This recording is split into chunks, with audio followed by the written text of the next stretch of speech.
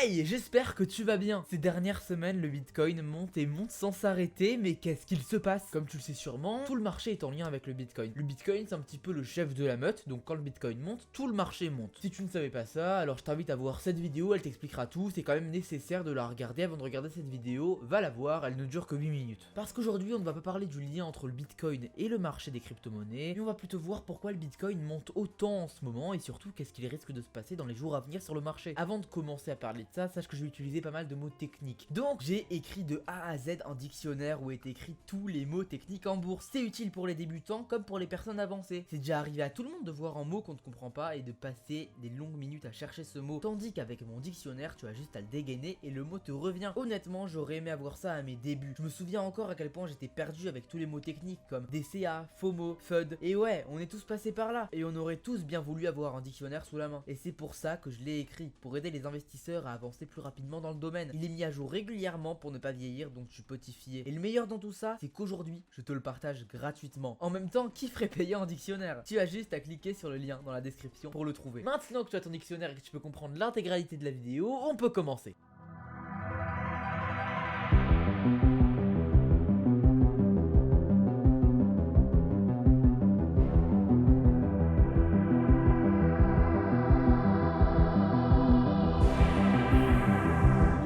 Bitcoin a pris plus de 40% en 3 semaines seulement, comme on peut le voir juste ici. Plus 35, il est monté jusqu'à 40%, c'était son top du coup dans le dernier pump. Donc il est passé d'environ 16 500 $ à plus de 23 500 $, ce qui est juste une hausse énorme en quelques semaines seulement. C'est une explosion qui signe probablement la fin du bear market. Attention, j'ai bien dit fin du bear market et pas le début du bull run, faut bien différencier les deux, mais on va en parler juste après. Tout d'abord, on va parler des causes de la hausse du Bitcoin en 4 points. La première raison, c'est FTX. Comme je l'ai dit dans une de mes précédentes vidéos, ils ont eu un procès qui les forçait à vendre plus de 4,6 milliards de dollars de altcoin. Donc ils ont voulu créer du FOMO sur le Bitcoin et sur le marché des crypto-monnaies pour pouvoir vendre à un meilleur prix. Donc ouais, tout a commencé à cause d'eux. Ces bougies vertes de plus en plus grandes, c'était de leur faute à la base. Et après FTX, on est venu se loger du coup aux 21 000. Et à ce moment-là, on a eu une potentielle figure de Bart qui se formait, comme on peut le voir juste ici. Le marché commençait à se faire refuser et on commençait à voir une petite correction, mais bah non. C'est remonté et ça a cassé sa résistance. Mais pourquoi ça a cassé cette résistance aussi facilement? La réponse à ça est très simple, le dollar baisse. Comme on peut le voir juste ici, le cours euro-dollar a recommencé à monter, ce qui signifie que le dollar baisse de plus en plus, et donc forcément,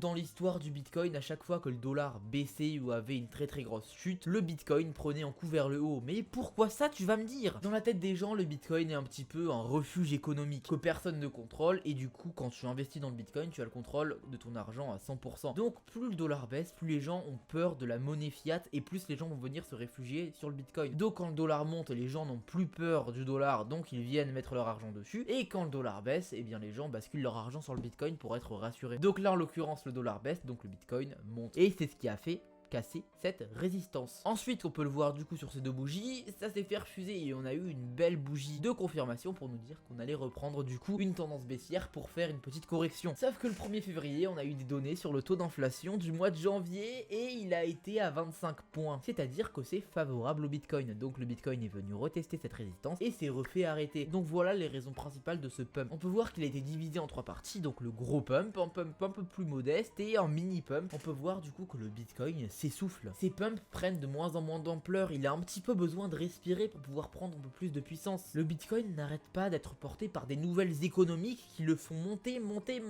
mais il n'a pas le temps de respirer. Il faut voir le Bitcoin un petit peu comme un élastique. Quand tu tires ton élastique, tu l'enverras loin, mais à un moment donné, sa vitesse va réduire. Et pour qu'il aille encore plus loin, il faudra le reprendre, le tirer, donc il aille encore vers l'arrière, pour qu'il aille encore plus haut. Et c'est exactement ce qu'il se passe sur le Bitcoin. Il est monté, mais il s'essouffle. Il va falloir redescendre pour retirer cet élastique et pour qu'il aille encore plus loin. Donc autrement dit, il faut que ça corrige. Mais où est-ce que ça va corriger? Donc on vient de voir les raisons de la hausse, maintenant on va voir la correction. Donc on sait qu'il va y avoir une correction, mais elle sera jusqu'à où? Jusqu'à 21 000, 16 000 ou même 13 000. C'est ce qu'on va voir tout de suite, mais avant ça, j'ai un cadeau pour toi. Je t'offre l'opportunité de venir copier mes trades totalement gratuitement. Oui, tu peux profiter de mes 4 ans d'expérience en trading pour toi aussi faire des bénéfices avec moi. Et le mieux dans tout ça, c'est que c'est totalement gratuit et que tu ne t'engages en absolument rien. En plus, si tu es débutant, ne t'en fais pas, parce que j'ai développé un guide exprès pour que tu puisses comprendre comment copier mes trades parfaitement et faire des bénéfices avec moi. Pour te donner un exemple des bénéfices que tu vas faire, au mois de janvier il y a eu 54 trades effectués, dont 46 gagnants et seulement 9 perdants, pour un total de plus 3240% en seulement un mois. C'est des nombres exorbitants, je comprends que tu ne me crois pas, donc si tu as des doutes n'hésite pas à venir me voir en MP et je t'inviterai dans le groupe VIP pour que tu puisses voir les résultats de tes propres yeux. Pour copier mes trades gratuitement, clique sur le lien Telegram dans la description, ça t'amènera à une discussion privée avec moi, tu m'écris je veux faire équipe et tu seras le bienvenu pour copier mes trades totalement gratuitement. Maintenant que tu peux copier mes trades et faire des bénéfices avec moi, continuons. Donc on a 3 possibilités qui s'offrent à nous.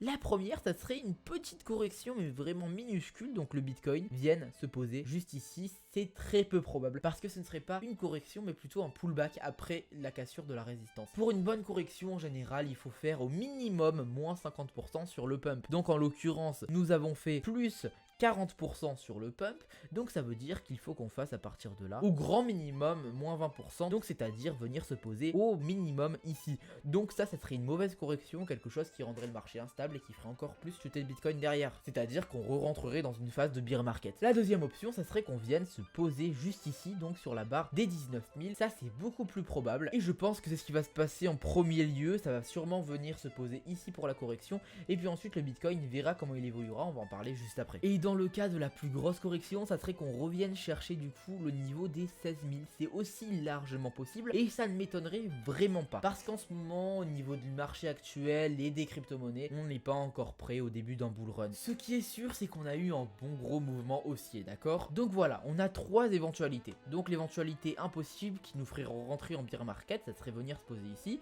L'éventualité qui a le plus de chances de se passer, c'est-à-dire que on vient se poser ici, puis on remonte encore pour revenir tester cette résistance.